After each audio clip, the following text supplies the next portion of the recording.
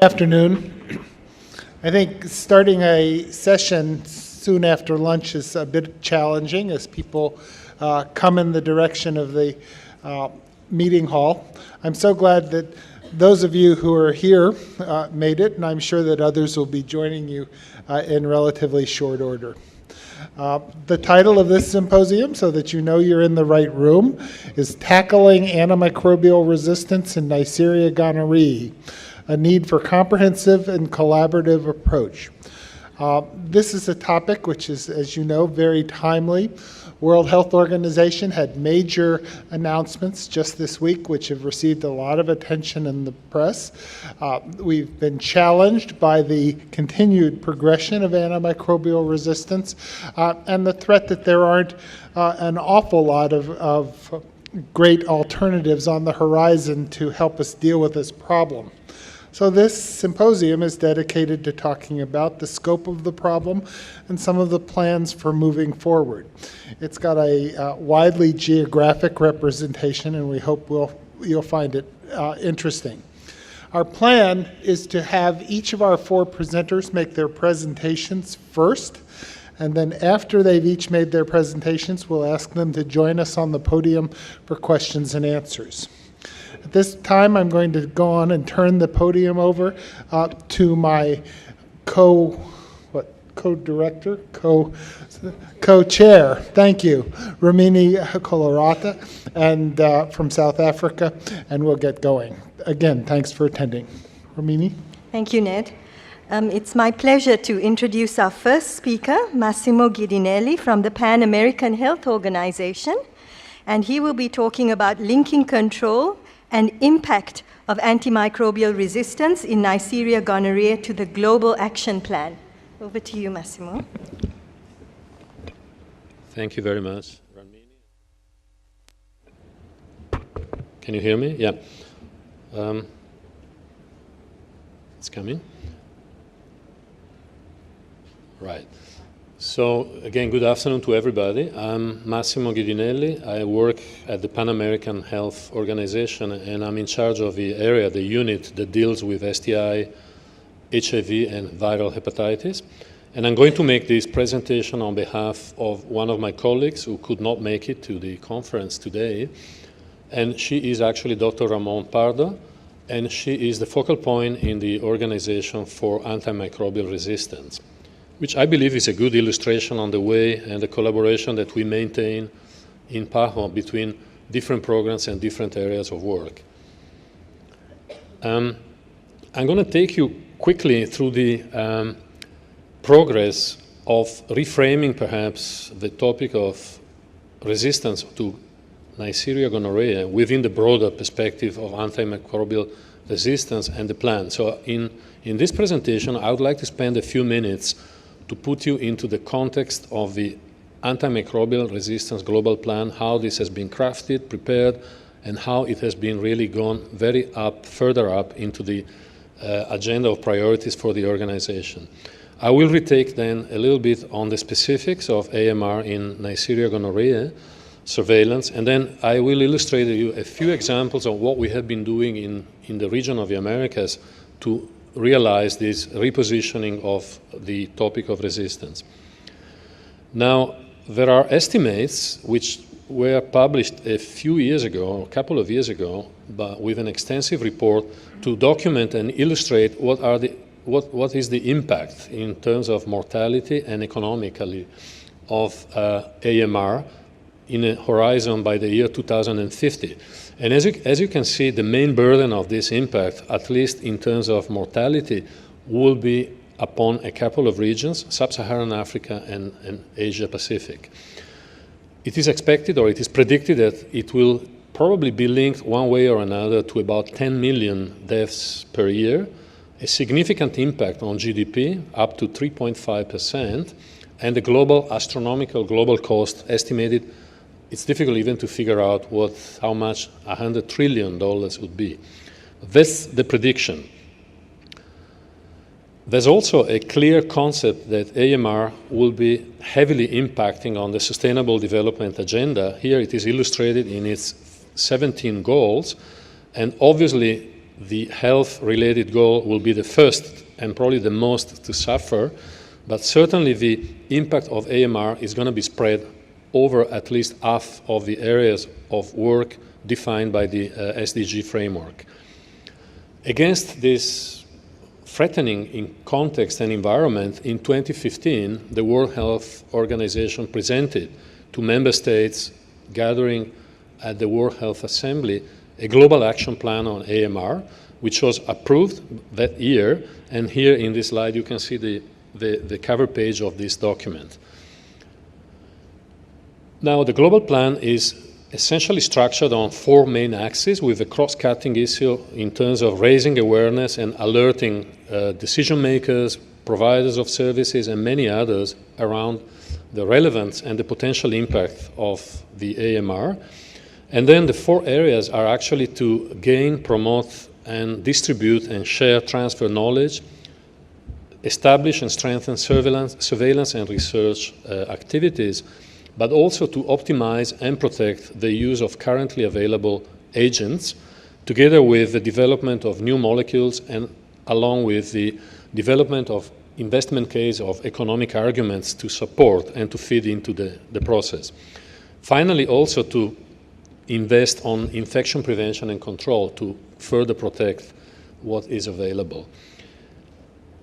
The issue then moved on to a next step, and this is probably the highest it can reach in terms of creating global visibility. And actually the topic was included in the agenda for a special session of the United Nations General Assembly, which was held last year in September. And it ended up with a resolution in which very clear, explicit language was tagged to describe the problem of antimicrobial resistance. And I'm reading literally what the Secretary General then declared: AMR is a fundamental long-term threat to human health, sustainable food production and development. And those words are pretty heavy. Now, the next step in WHO further to the development of a global plan has been really to generate regional and country-led activities, translating into the development of country action plans. And here we conducted just a couple of months ago a snapshot survey to see where are the countries vis-à-vis the development of those country plans. In a code-colored graphic, you will see how countries can really be in red, countries that have not yet undertaken any action. Countries in light yellow are those where action plans are being developed, but mainly and primarily in the health sector only. Dark yellow is where countries are engaging more onto a multi-sectorial approach. And then finally, the different grades of green indicate countries where such plans are actually truly multi-sectorial. And then the deep green is where there are also funding identified to implement such plans. So it's very much work in progress, but in general, the response from countries and member states has been quite good, and over a relatively short period of time, the configuration of these country action plans is taking shape. Now, in terms of surveillance of Neisseria gonorrhoeae, I think we have a long way to go back, and if we look back, some of you were actually part and participating in the meeting that we had a few years ago, and I think that was the first time that we called for a global consultation on what at that time was described in the press as an emerging threat, the superbug, the super untreatable resistance. Neisseria gonorrhoeae was coming. We had a meeting, a very nice meeting in Manila. I think it was towards the end of the first decade of the 2000s.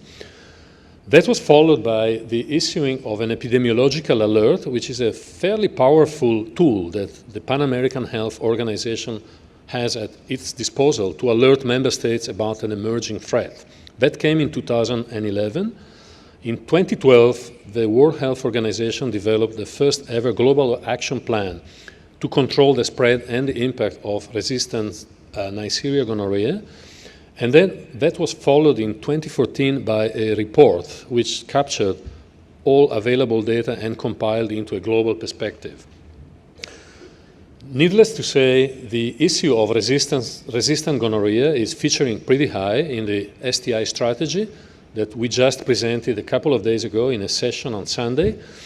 As you can see in the targets of this strategy, there is explicit reference to Neisseria gonorrhoeae, and of course, if you go into the recommended actions, interventions, etc., there will be explicit language and explicit indicators and themes related to the monitoring, the surveillance, and the prevention and control of the resistance.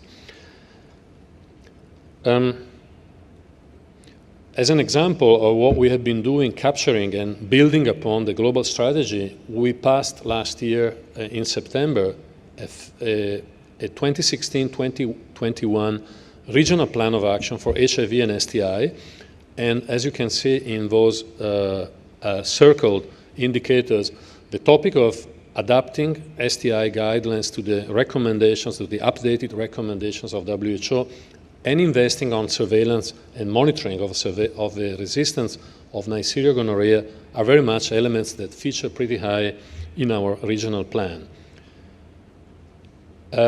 Now, this is an overview on what is the participation of countries into GASP. GASP is a global program. It's the longest lasting resistance monitoring program. I understand it was set originally in 1995, and it 98. 1990. So we're talking about several years already. And if you can see, over the last few years, it has maintained a steady level of participation in terms of number of countries across the different regions of WHO. This is an example of one of the products that disposing of such a global network allows to generate.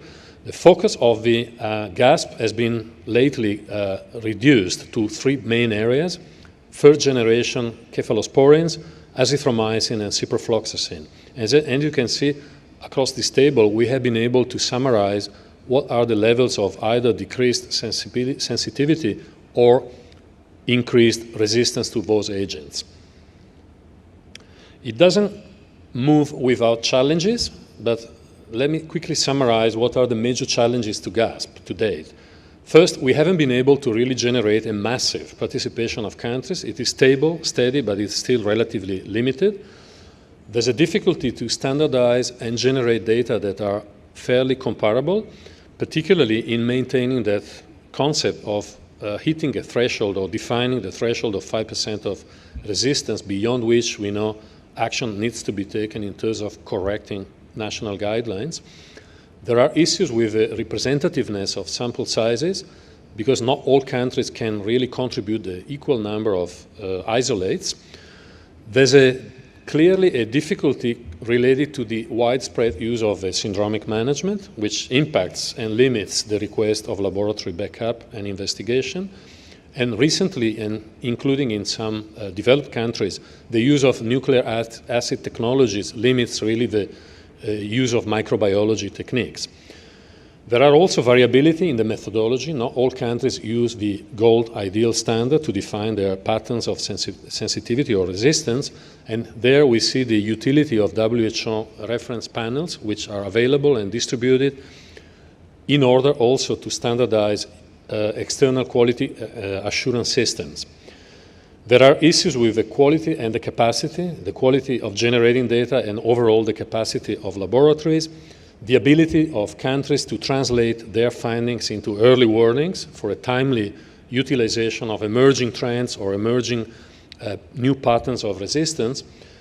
There are also the difficulty to operate in isolation, lack of epi-data and clinical data that link to the microbiological results, better characterize the context, put all those data coming from the lab in a broader context, which really helps for the decision making. Also, overall, a difficulty would be, and that's been a little bit of a dilemma, how to sustain regular monitoring versus ad hoc surveys, how to generate more of a culture of steady, regular surveillance. Well, one tool that might come to help overcome some of those difficulties, and this is really the repositioning of the monitoring of GASP in a way into a broader context is linking action of GASP in gonorrhea to the broader GLASS. GLASS is the global antimicrobial surveillance system, which is a global tool being implemented by WHO with the intention to facilitate, encourage a standardized approach to AMR surveillance globally.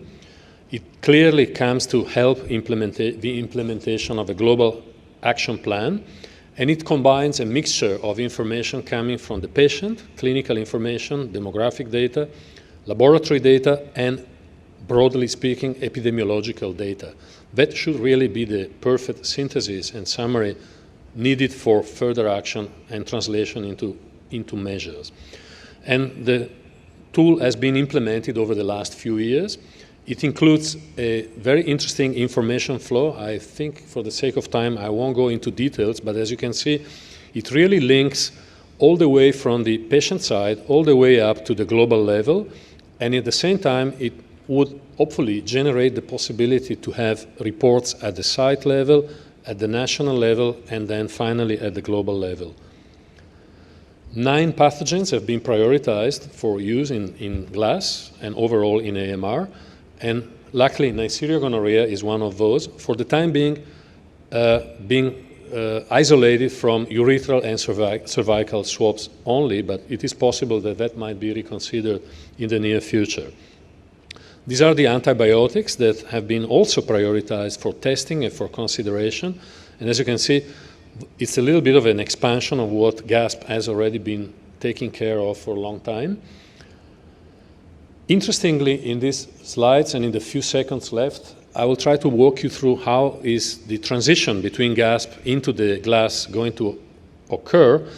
The bottom line is still the same. So the reference national laboratory will maintain its role in collecting data on gonorrhea resistance, but instead of operating through a regional focal point, which is usually at the WHO level or one of the associated partners, it will fit first and primarily at the national level with a designated AMR coordinator.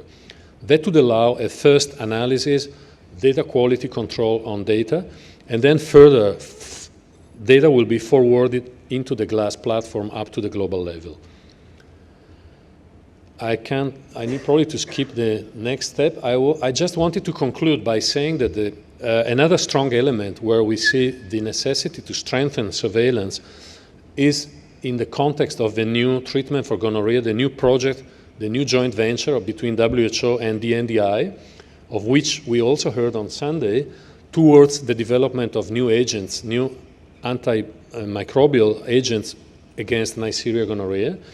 Clearly, having at disposal data and quality data on resistance and resistance pattern will be one of the key elements, one of the pillars towards the development of the new agent and towards the maintenance of the efficacy of those new agents. I would have liked to take you a little bit through some of the steps in PAHO, but I think I'll stop here. And thank you for your attention. Thank you very much. Thank you, Massimo. Our next speaker is Patricia Galaza from the Administración Nacional de Laboratorios, I hope I pronounced that correctly, in Argentina. And she's going to discuss antimicrobial resistance surveillance in Latin America. Okay. Good afternoon. Well, first of all, thanks to the organizer for inviting me. And the subject of my presentation is monitoring antimicrobial resistance in Neisseria gonorrhea in Latin America. I'm going to, sorry. That's wrong. The red, okay.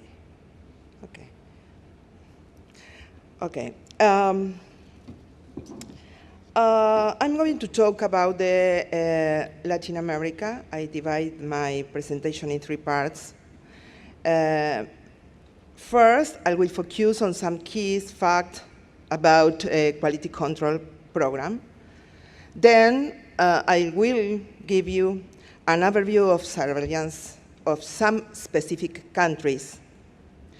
Finally, I would like, if I have time, to present the result of research in Argentina about cephalosporins. Who published recommendation to control the spread of antimicrobial resistance in Neisseria gonorrhoeae. And one of the key recommendations was to improve surveillance program and strengthen laboratory capacity, training, guidelines. And quality assurance systems are very important and critical in order to improve the antimicrobial susceptibility data produced and accurate, standardized, and comparable data. So in Latin America, we have not one, but two quality control programs to NG. One of them coordinated by the National Public Health Laboratory and the Saskatchewan University from Canada, and the other led by the Malbrand Institute of Argentina, support by PAHO. I'm talking about the QC that coordinate for my lab. Well, there are 16 laboratories participating in this program, and this year, Brazil was incorporated for first time. The other program control some of these laboratories, plus other different, like Cuba or other labs in Peru, and the two focal points in GASP, Argentina and Canada too.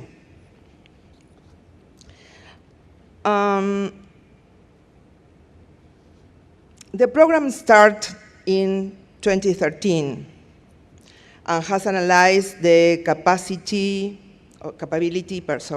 of the national reference laboratories to diagnose and perform antimicrobial resistance by this diffusion and minimal inhibitory concentration determination. Today, 4 panels were sent, and you can see the progress in the response capacity, the response of the laboratories. And in 2016, we have 100% of response. Well, what is the current situation about identification? Consider here, sorry, 2 labs, considering 2 labs make a mistake in identification, all laboratories, 97.3% of diagnoses were included in the category correct genus and species. So it is so good. But is, for mention, only 3 labs introduce a different confirmatory methodology who recommend for laboratories, reference laboratories, use 2 different methods for diagnosis confirmation. And it's important to introduce this one. With respect to this diffusion method, there were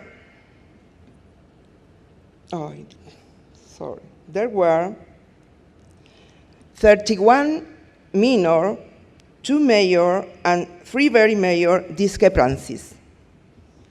So this is the difficult to use this diffusion method. And you can see some laboratories have a lot of errors. Regarding to a minimal inhibitory concentration, only 7 countries perform this determination by either e-test or agar dilution methods. Just to say something important, the labs which perform MIC determination don't test all antibiotics.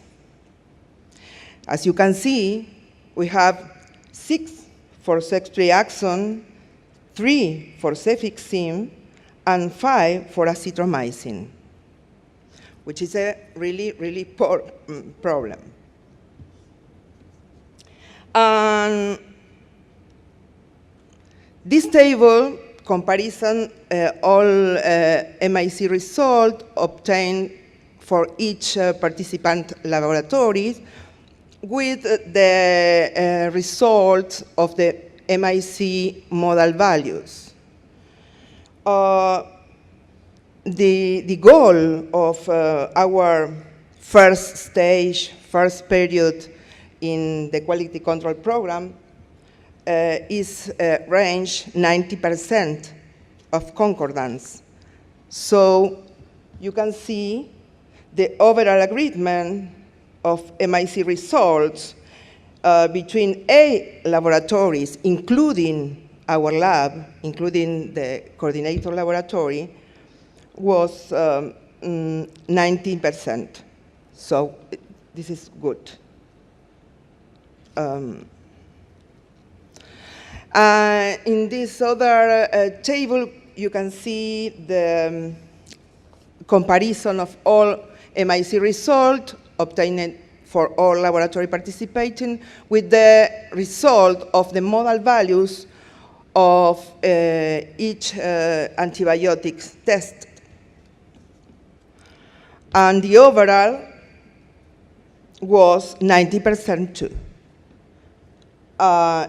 And was a good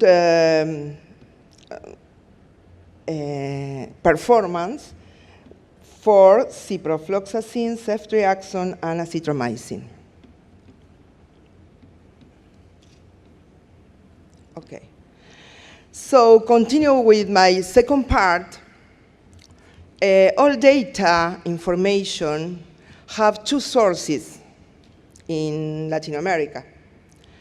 One of them is from the GAS, gonococcal antimicrobial surveillance program, which had published data since 19th, and Relabra, which is the Red Latinoamericana de Vigilancia de la Sensibilidad a los Antimicrobianos, Relabra,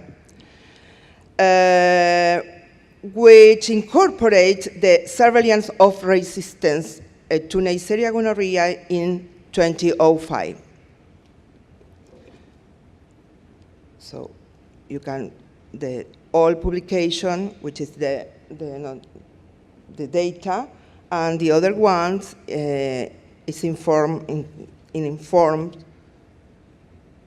All of data go to WHO.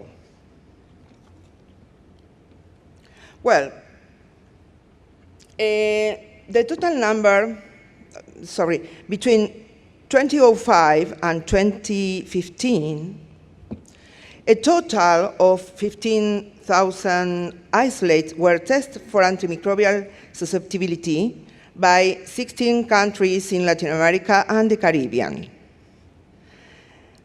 From 2010 onwards, the total number of isolates tests increased each year, as you can see. Argentina and Chile report, Chile and Argentina, report annually and were responsible for the majority of the total numbers of isolate tests each year, while some other countries report sporadically and the data were not available of some years. The total number of isolate tests over the period in each reporting country ranged from only one isolate notified to 1,500. So we have, you can see very, very different strains notified. And the total number of isolate tests by year range to 934 to 2,542, sorry. So, as an example, this graphic is the Argentina situation, but I think this is real. This is the real situation in Latin America. Most of the isolate became resistant, as you can see in 2015.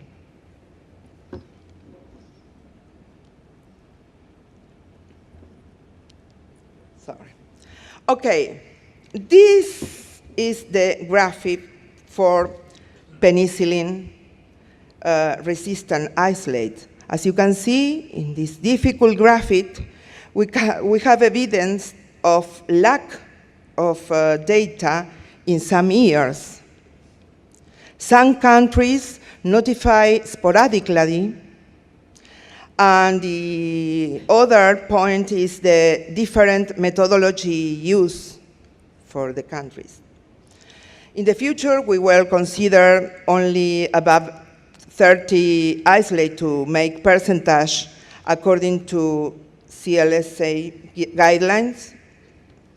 Chile and Argentina show increase a level of resistance while Colombia decreased in 2015.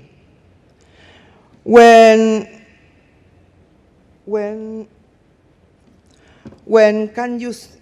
we see the growth data, shows an increase of, shows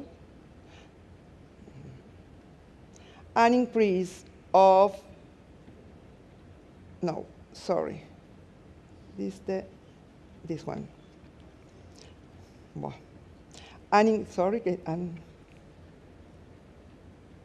no, yes, an increase of resistance in penicillin, how you can see this one, 25. And the same is for tetracycline.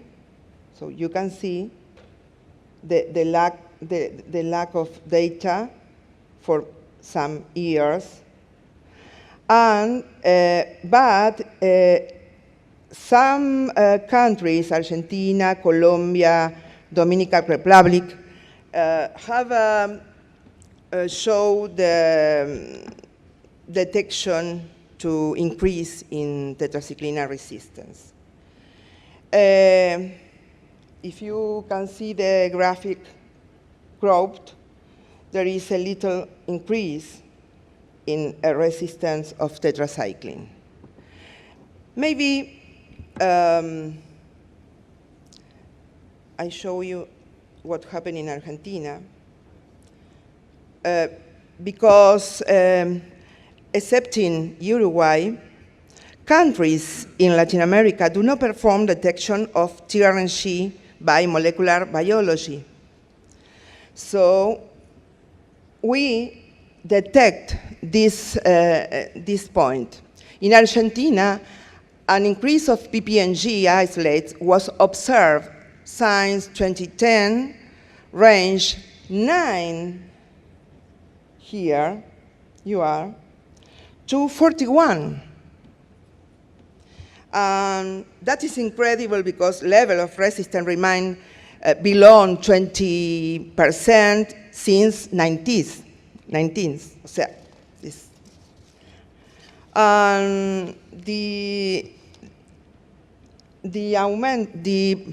Mostly by a rise of PPNG, TRNG associated to this growth, quinolona resistance. So you can see PP-TRNG isolate with resistance to ciprofloxacin is increased in Argentina. So probably is the same photo with the other countries. Ciprofloxacin remained as first-line treatment in some guidelines in our countries. In spite of medical doctor knows the new treatments, of course, because some medical society published recommendation, but this is a function of ministries of health to change the guidelines. You can see some countries notify a reach of 100%. But this data is not confiable because could be due a low number of strains tested or the methodology used. In 2015, the rate of resistance for countries reporting data ranged 46 to 74%. Sorry.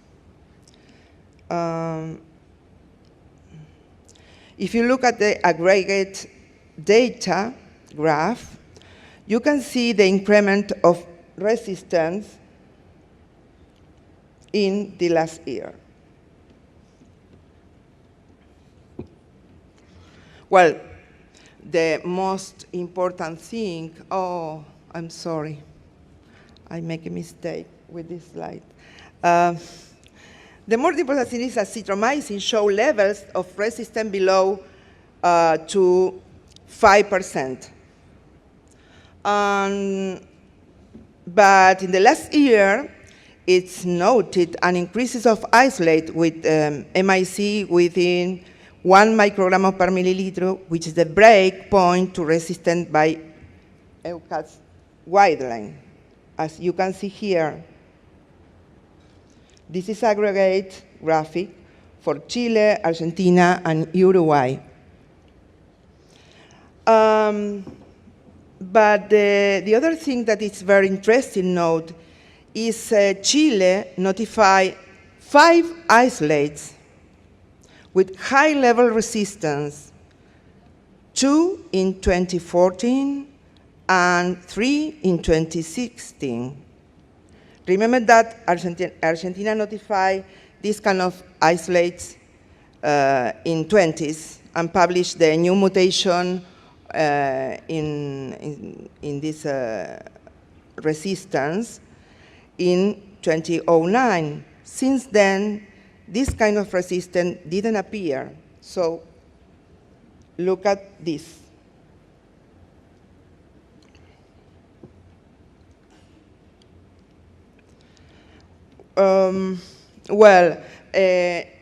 The only country testing the susceptibility to cefixime until now, because Brazil was incorporated, is Argentina. So you can show the change of MIC 19 to 0.064 in 2013 to 0.125 in 2016.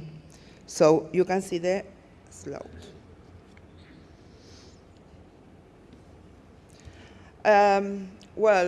Finally, here you are ceftriaxone. I show you the last year, 2013 to 2016, and for ceftriaxone for Chile and Argentina and Uruguay. You can see different type of graphic. But in the last year, we we can see the corrimiento, the slide. The susceptibility for ceftriaxone was notified by 7 countries: Argentina, Chile, Uruguay, Paraguay, Dominican Republic, Nicaragua, and Peru. Due to the few isolates study of the methodology used, only 3 countries were taken account for the analysis.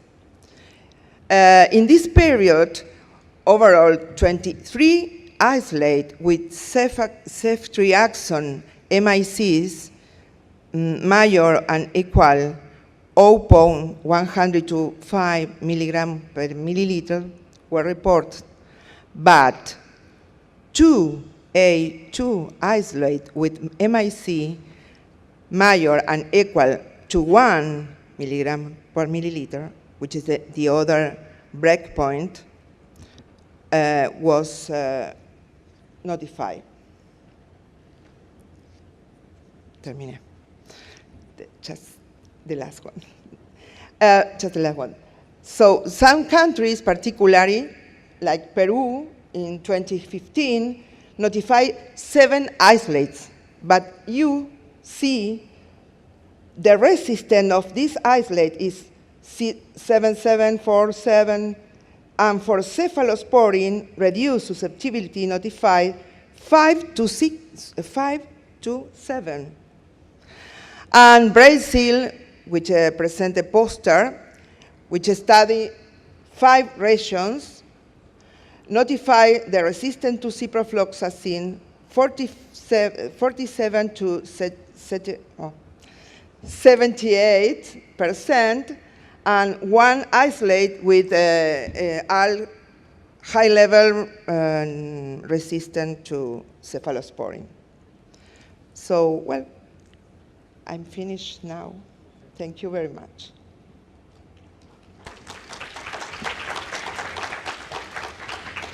Thank you. One of the hard things in moderating these sessions is to have to remind people to stay within time. Thank you so much for your presentation. Our next speaker is Dr. Carolyn Deal from the STD branch of the National Institutes of Allergy and Infectious Diseases at NIH in the United States. And Dr. Deal's topic is reducing Neisseria gonorrhoeae infection, appropriate treatment and new drugs in the pipeline, and vaccines. Yeah. Well, I want to thank the organizers of the conference very much for the invitation, to our committee co-chairs, and particularly to Teodoro Wee at WHO, who suggested and helped put together this symposium. You've heard from my distinguished colleagues about a lot of the efforts going on in South America to understand the emergence of resistance. But what I'd like to do is look forward a little bit to see what are some of the things that are the challenges to looking at antimicrobial resistance, and also think about Neisseria gonorrhoeae in the context of the global AMR problem. And then talk about what are some of the new antibiotics in the pipeline and some long-term potentials for control and prevention of gonococcal infection. So when we think about it, what are some of the drivers? And this is something, my maps represent the United States, but it's a global issue that I think is being recognized more and more. One of the things is what drives the emergence of resistance, some of which is the inappropriate use of antibiotics. I'm sure many of you either have had antibiotics prescribed for viral illness or know people who have had that. One of the other areas is in agriculture, as was mentioned by people at several different sessions. And that's a way to keep a large number of antibiotics throughout the global water and food supply chain. Lastly is what are some of the global challenges? In many developing countries, low and middle income countries, As you've heard, they're losing laboratory capacity for culture, and detection, the surveillance is something we all would like. And I will tell you, this is not just true in low and middle income countries, it's true in high income countries also. And we deal all the time with the idea of counterfeit and expired drugs. So one of the ways to think about this is an integrated strategy. And this is true not only for Neisseria gonorrhoeae, but fits into hospital-acquired antimicrobial resistance and the whole need to try to look at this as a global strategy. And I think it builds on several pillars, which is looking at promoting rational use, looking at surveillance, good infection control procedures, and what I'm going to talk about today is what might be some of the things coming out of the biomedical research pipeline. Now, just to step back a minute and remind us about Neisseria gonorrhoeae infections, one of the things we all know is providers, the control really is needed for prompt identification and treatment. But I think there's one thing we forget about sometimes that's one of the challenges, is we've seen how antibiotic resistance emerges, but this has also been something, I have people ask me, well, why isn't this something then there's tons of companies wanting to do? And when you think about it on a global market, commercially this has not been seen as a large enough market. And that's been one of the challenges. And so how do you think about in a market for a niche that doesn't have what would be a large market, what are some alternative ways to think about how we might get manufacturers and developers interested in antibiotics that would address this global problem? So that's one of the things I want to talk about, is what are some of the novel pathways to market? And I think that's something now we're seeing with two different developers, Entasis Therapeutics and GlaxoSmithKline. And as some of you know, there's been a flurry of activity about some of this over the last few days, and in fact I was updating slides this morning to try and reflect some of that. So let's go through what we see in the pipeline. This represents, from the National Institutes of Health's point of view, what we see as the current pipeline, both in research, so looking at things that are way back in the development stage that we're hoping to move down this basic research pipeline into translational research and then into eventual clinical evaluation. We work with many companies to try and say they're developing a drug for another indication, maybe community-acquired pneumonia, something like that. If we will do the MIC testing for you, will you consider looking at Neisseria gonorrhoeae as an indication? And so it's a way to try to move things down that pipeline in a little bit different way. But then what I want to focus on today is what is in later stage clinical development. And so I'm going to talk about two examples. One is zoliflodacin, which is from Entasis Therapeutics, and these are slides courtesy of Ken Lawrence at Entasis. This is a first-in-class non-quinolone topoisomerase chemotype, and it's highly potent in vitro against Neisseria gonorrhoeae. One of the things I think all of us say would be advantageous is orally delivered, so we could get away from injections that we have to have with ceftriaxone. And in the United States, from a regulatory standpoint, for those of you who aren't familiar with it, the FDA, which is the Food and Drug Administration, has realized the need to help spur antibiotic development. And so they have designated some special categories, one of which is called a fast-track status, that when you have a drug and you're going for approval of that drug, they will agree to review it on an accelerated schedule. And that's important both to us in the public health community to get antibiotics more rapidly and to the developers. Oops. And so This drug has shown to be effective in a phase 2 trial, which Dr. Hook, our chair, one of our co-chairs, was involved with. It was safe and effective compared to ceftriaxone at 98 and 100%. And a key strategy here that we use, this was sponsored by the National Institutes of Allergy and Infectious Diseases, was we actually used the active drug product and then formulated it in a compounding pharmacy so that a company didn't have to have the formulation cost prior to seeing if it worked or not. And so once the efficacy was proven, then that helps accelerate a company wanting to put into the development cost to do an oral formulation. And the next steps in development are really looking at what would be the PK/PD of a revised formulation.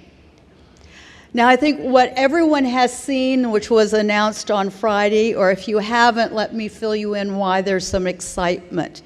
One of the things we had been discussing over the last year or so with the group Drugs for Neglected Diseases Initiative, DNDI, which is located in Geneva. This is a nonprofit that is really focused on developing new treatments for neglectable diseases. They were originally started with initial financing from Médecins Sans Frontières, and they have worked primarily in the past on parasitic diseases, tropicals, like reformulated artemisinin. But they have now formed a great partnership with World Health to form the Global Antibiotic Research and Development Partnership, GARD-P, which is a joint initiative, World Health and DNDI. And the excitement that was generated on Friday was the announcement of a partnership between GARD-P for the development, with Entasis, for the development of this pathway. And the idea would be that an NGO would develop, contribute, and probably run the phase 3 trial with the agreement that this drug would be available globally, both in high-income and low and middle-income markets. And what Teodora Weiss tells me is she's done approximately 4 to 5 press interviews since Friday. It's generated a lot of enthusiasm. I've done one myself as one of my colleagues. And so I think it's a potential new model for a collaboration between companies developing antibiotics, World Health, and NGOs who are interested in access to a global market. So that's one potential novel way to accelerate things for this worldwide problem. There's another way that then the US government has worked with another developer, which is GlaxoSmithKline. And this is on an antibiotic which is called geptidiosin. And again, this slide is courtesy of Carolyn Perry at GSK.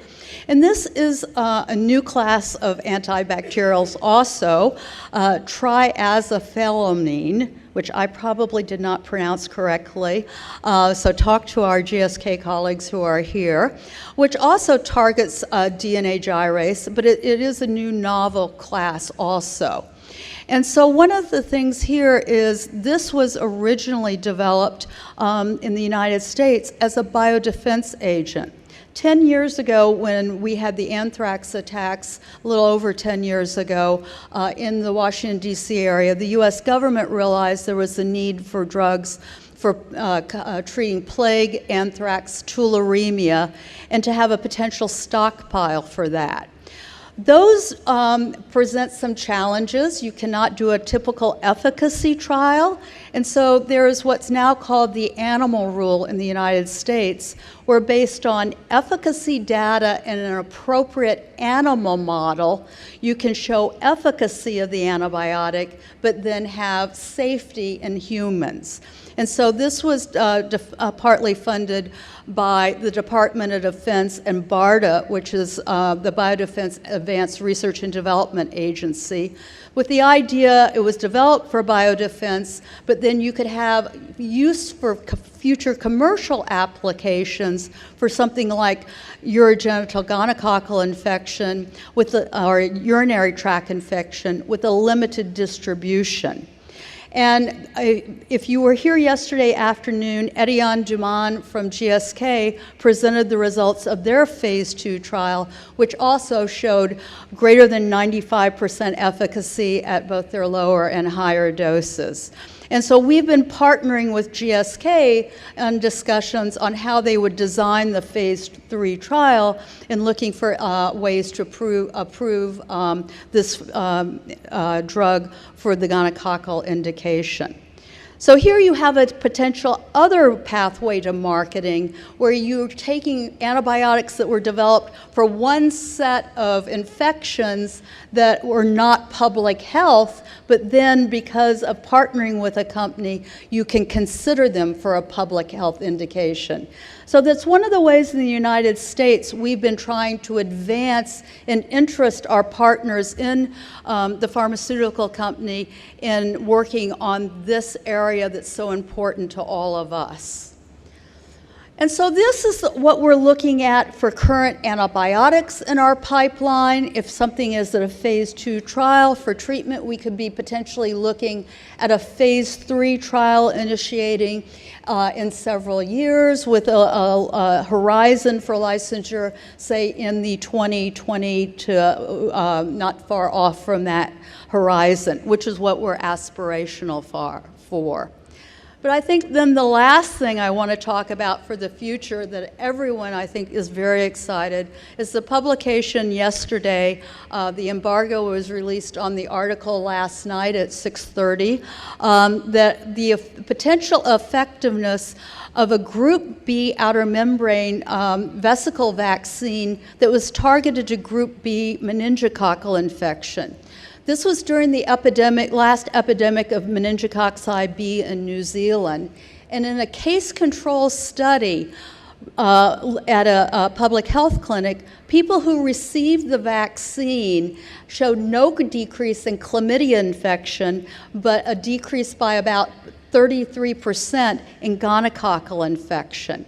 And so what is potentially interesting there is this could be a proof of concept because Group B meninge is a non-encapsulated Neisseria like Neisseria gonorrhoeae, that this may be leading to a pathway to how we may develop a vaccine to prevent gonococcal infection, because this vaccine then was subsequently licensed by Novartis and GSK it's called Bexsero.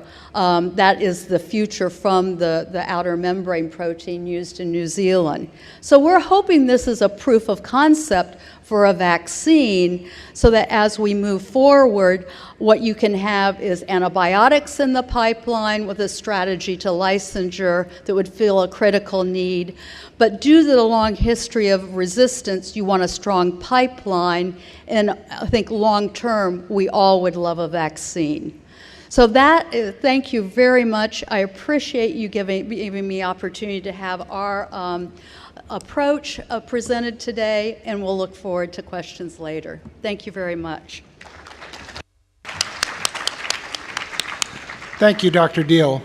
Our final speaker this afternoon, before we do question and answers, is Dr. Joanne Dillon from the University of Saskatchewan in Canada.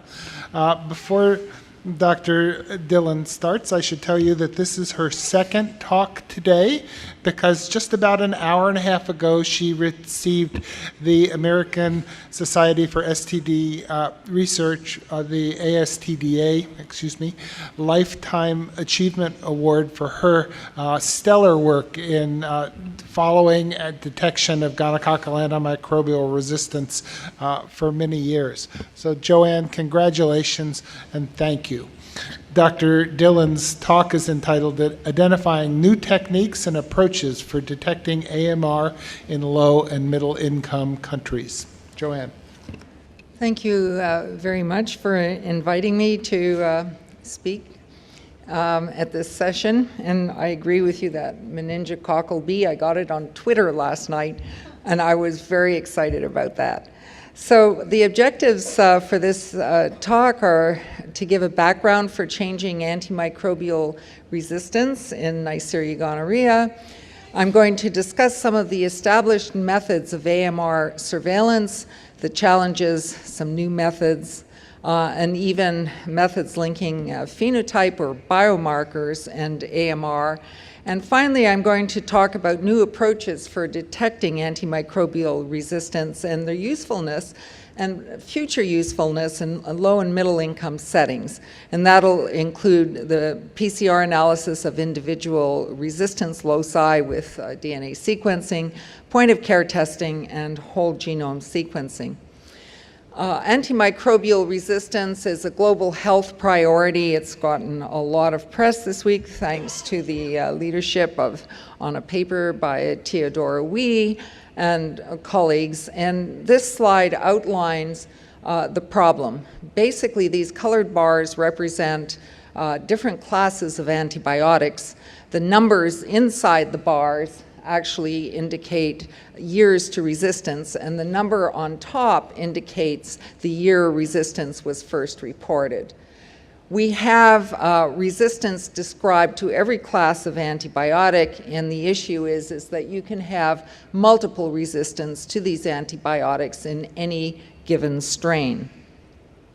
For antimicrobial susceptibility testing, the real importance is to effectively use current antibiotics and optimize treatment to detect emerging resistance, to ascertain mechanisms of resistance to inform the development of new antimicrobial agents, and also to evaluate the clonal spread of AMR. The ultimate goal, of course, is to improve patient care. There are only two recommended methods for antimicrobial susceptibility determination in Neisseria gonorrhoeae. That's the agar dilution method and the E-test. The reason that so few countries are capable of doing this is due to a major collapse in laboratory infrastructures globally and the technical difficulty of these tests. The agar dilution test is over 40 years old. It's labor intensive. It's used primarily in reference laboratories and is basically beyond the capacity of other laboratories. It's costly in terms of technical cost, and very few engage in that, as we heard from our earlier speaker. The E-test is easier, but it's mostly a reference test, and it's unaffordable in many settings. So basically, the recommended methods for antimicrobial susceptibility testing for Neisseria gonorrhoeae are unavailable to most low and middle income countries. Okay, so I'm going too fast. Let's try this again. So the agar dilution, the gold standard, is possible in high-income countries and variations of that. Middle-income countries, sometimes low-income, not. Disk diffusion is done regionally, but it's largely not recommended. The other challenge for determining antimicrobial susceptibility in high-income countries is the fact that most diagnosis of gonorrhea is done by nucleic acid amplification testing. And the number, I'm sorry, this thing is, I can see why Patricia had problems here. Okay, I'm going backwards. It's too sensitive. Okay, so the number of NAT tests has been increasing, and I think, although this is Canadian data, it's very reflective of data from high-income countries. And the other thing is that the proportion of isolates that are cultured in blue and purple, the proportion of resistant isolates is increasing in that small number of isolates that's actually tested that way. I was very happy to see, though, recently that people are thinking about the development of new, rapid antimicrobial susceptibility testing methods, and we need a lot more of this kind of development. This is a recent report this year on a rizazorin-based microdilution assay for antimicrobial susceptibility. And I hope to see many more such reports in the future with field testing in low and middle income countries. Biomarkers have also been used to predict AMR. And for example, the NG-MAST, which is based on the genomic analysis of mutations in the genes PORB and TPBB in Neisseria gonorrhoeae, has been used to predict antimicrobial resistance in a number of countries. The problem with such predictions is that your NG-MAST type fluctuates. And so this is very characteristic of gonococcal strain populations that over time, and this is some data from Saskatchewan that we published, fluctuates over time and different strain types emerge. And with those different emerging strain types, one has a different antimicrobial resistance profile. So basically, using this type of biomarker is not recommended to predict AMR because it relies on a very expensive kind of technology, and there are huge regional differences. Nevertheless, we used it for a long time because it was indicative. Now molecular technologies have evolved for detecting AMR in Neisseria gonorrhoeae, primarily PCR amplification of a variety of loci coupled with DNA sequencing. And this has been followed by whole genome sequencing. And this cartoon basically indicates the number of different genes implicated in resistance to different antimicrobials in Neisseria gonorrhoeae. So you can see that it's very rich in resistance loci. There are a number of resistance determinants that have been amplified by PCR followed by DNA sequencing to give us a deeper understanding of the mechanisms of resistance. And in fact, if we look at PEN-A mutations, this picture is taken from a reference by Bolin et al., this is a major gene for influencing levels of resistance to third-generation cephalosporins. It can have up to 60 mutations or more, and some of the isolates with a large number of mutations, often called mosaics of mutations, have been implicated in the global spread of resistance to cephalosporins in Neisseria gonorrhoeae. If you amplify various resistance genes and try to correlate that resistance with susceptibility, you have good sensitivity and specificity. So basically, amplification and DNA sequencing, those mutations, have good sensitivity and specificity for predicting antimicrobial susceptibility. And one of the ones with the greatest applicability at present time are mutations in GYRE, which can predict ciprofloxacin susceptibility or resistance. There has been actually a sequencing typing tool developed that uses full or partial DNA sequences from 7 genes associated with resistance to a variety of antibiotics. One can actually enter one's sequencing data into this public tool and get a profile of strain types that are resistant to the various antibiotics. And it would be a very powerful tool coupled with NG-MAST. Of course, if one does whole genome sequencing, one also has a typing tool to kind of standardize what one would be seeing internationally. So PCR-based diagnostics of AMR have high sensitivity. The technology is simple. Many labs in middle-income countries in particular do use PCR, but you might need multiplex or multiple assays to generate full resistance profiles. Carrying on from this, there have been a variety of tests developed for emerging point-of-care tests for ciprofloxacin susceptibility.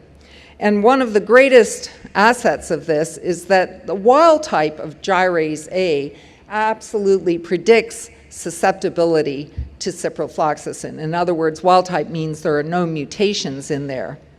And this has been used as the basis of a point of care test. For example, this paper by Alan Blitz et al.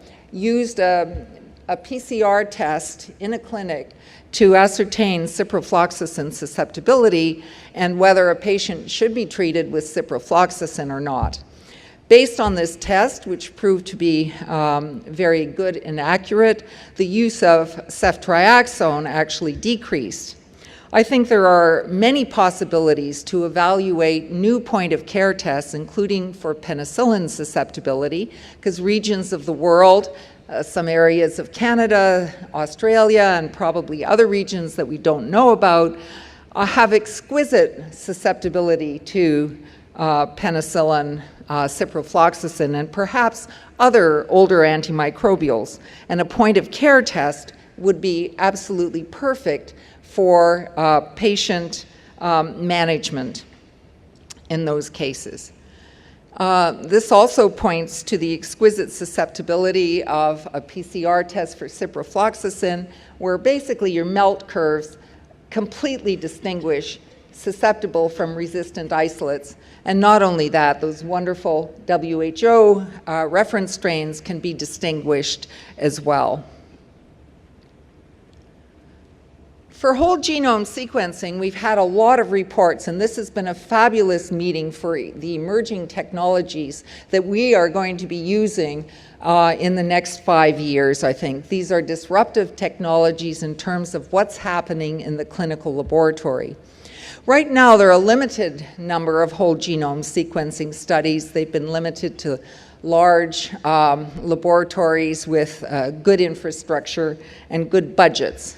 I think the long-term goal is to use whole genome sequencing in a clinical laboratory for rapid determination, not only of strain or species identity, but also for AMR and strain relationship and transmission. All of this, I think, will ultimately be possible with a lot of research that's going on now and will continue for the next few years.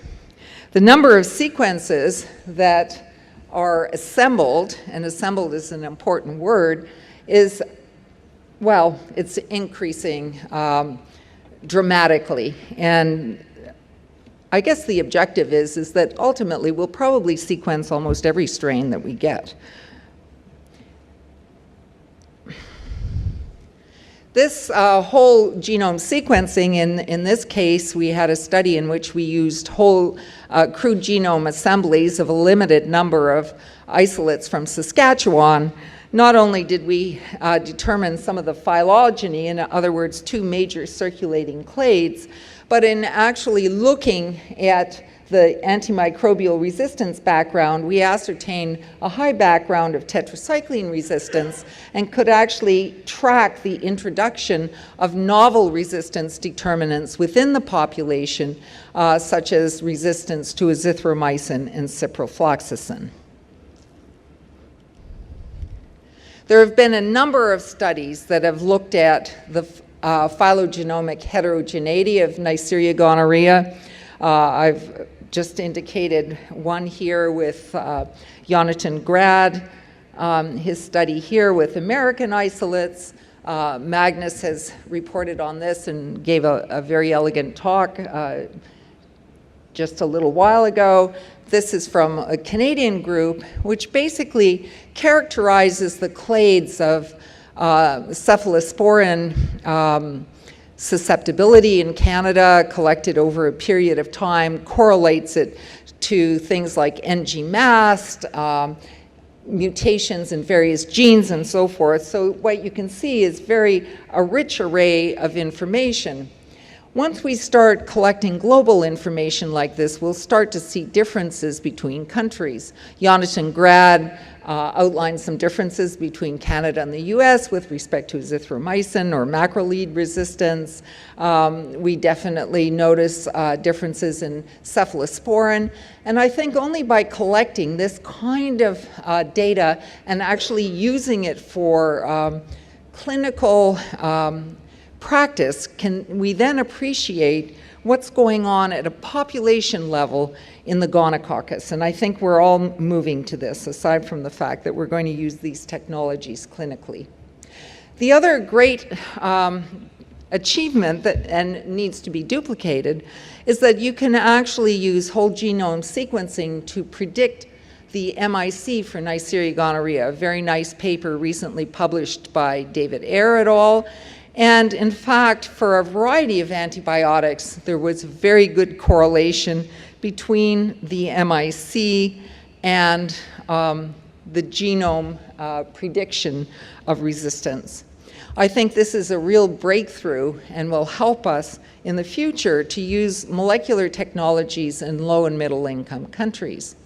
Of course, there's a lot of work to do. Everybody uses different bioinformatic pipelines for their analysis. There has to be a bioinformatic pipeline that's directed more towards the clinical laboratory, and of course, this has to be tested. So this is what the future holds, and many labs are doing this. The other future is handheld DNA sequencers that have the potential to be battery operated and with uploaded data through the internet, and basically a rapid turnaround in diagnosis, including for species, AMR prediction, strain type, transmission, in other words, strain relatedness. So these portable DNA sequencers, and there was a nice little talk in the session the other day, the MinION, I think hold a lot of promise. Still need a lot of development and testing, but I think this is the future for rapid testing in low and middle income countries, including the development of POC tests for patient management.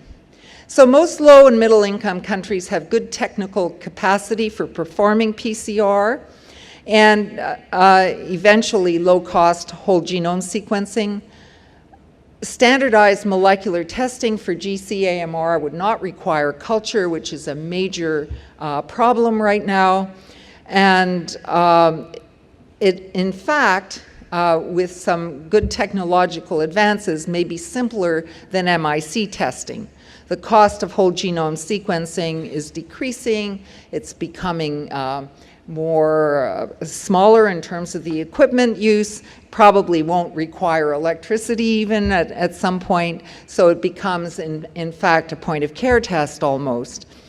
Bioinformatic platforms are needed that can be distributed internationally, and of course it will require international standardization and collaboration, but that hasn't stopped us in the past. Thank you very much. Thank you, Dr. Dillon. I'll ask each of our speakers to join us now on the podium and we have about 10 minutes for questions and answers. If you'll please go to the microphone for questions.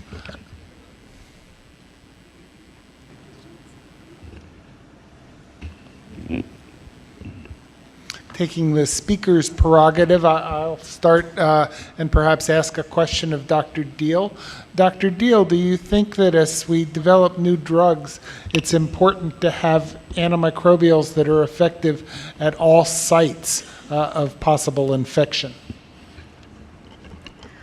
I think that, as you know, we've discussed, that's a complicated a question. So the reason I think Dr. Hook's asking that question is if you look at most of the regulatory agencies right now, and particularly the US FDA, they have guidance for how you can evaluate and get approval for a new antibiotic to treat uncomplicated urogenital infection. They have not addressed the extragenital sites.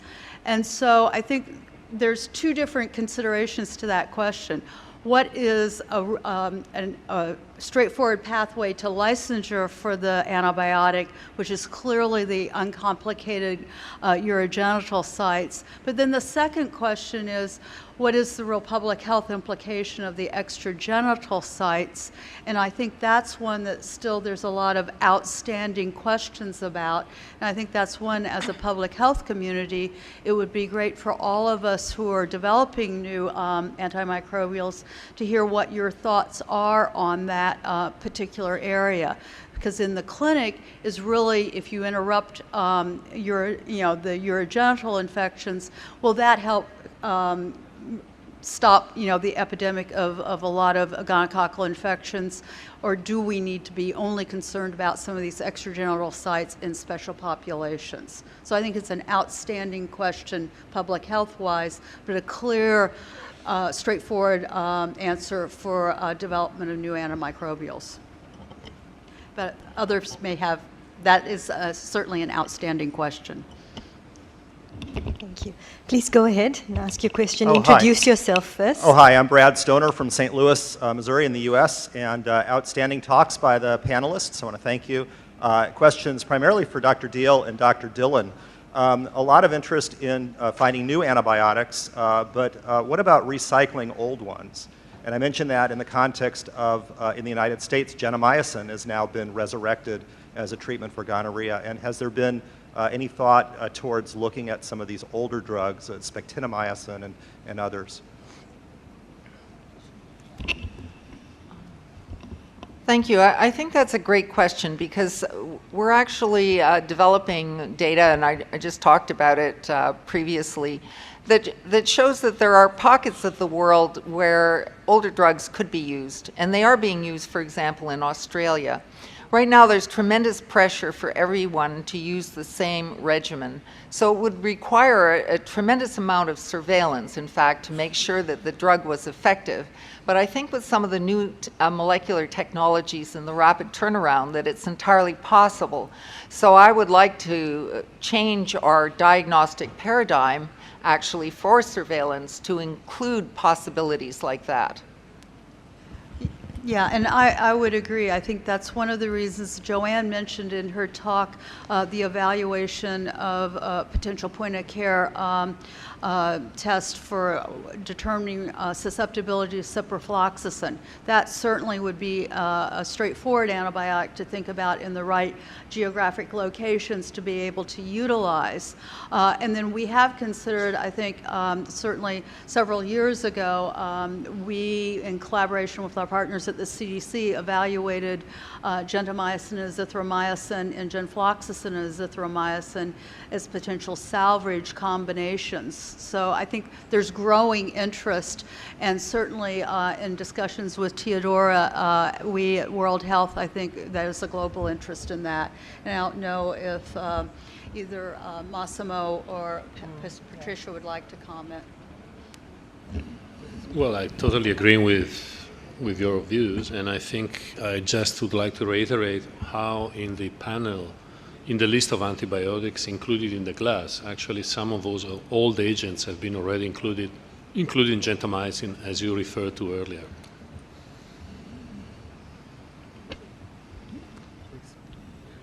Hello, I'm Kate Sieb from Griffith University in Australia. Thank you all for such great talks. I have a question and a comment. Sorry for Caroline. Comment first. I just wanted to clarify that the serogroup B, Neisseria meningitidis, is actually capsulated, and there's numerous reasons why we couldn't make a capsule-based vaccine. You're so right. Sorry. I misspoke. Thank you. It's because that capsule, though, has this horrible idea of reacting with It's very IgM similar protein. to human structures. And also the other point with that was that it's fantastic work from the New Zealand group, and just to highlight that the Bexsero vaccine is actually slightly different. It has a few extra antigens. And so, sorry, the question, do you think that new work and, increased hope, I think, for gonococcal vaccines will change the way that NIH, NIAID, and IAID is going to approach vaccine development for gonorrhea in the future? I think it's opened up an exciting possibility as a proof of concept. I think as you rightly, very correctly pointed out, people have been very hesitant to think about either in the past the group B meninge or the gonocoque side because of the need that you can't use the polysaccharide-based vaccine. Would an outer membrane protein-based vaccine worked? I think our kind of evaluation of it is that is an important proof of concept. But then it really becomes looking at, since that New Zealand vaccine was based on the epidemic strain, but then if you look at Bexsero, it's what there were some added proteins into that vaccine in addition. What are those the correct antigens that would be the protective antigens for the gonocoque side? And I think that's the outstanding question. And I think if you familiar with Ann Jerse's model in that estradiol-treated mouse, my understanding is she is currently seeing whether Bexsero does work within that model. Okay, thank you. I have a question for Dr. Kularathe and perhaps Dr. Dillon. As we test for AMR, is it necessary to test for all of the different antibiotics that are being tested? I was impressed that there are a large number of antibiotics that are being tested for, and that represents a pretty substantial investment of resources. Do you think it's possible perhaps to only test for 3 or 4 antibiotics instead of 7 or 8?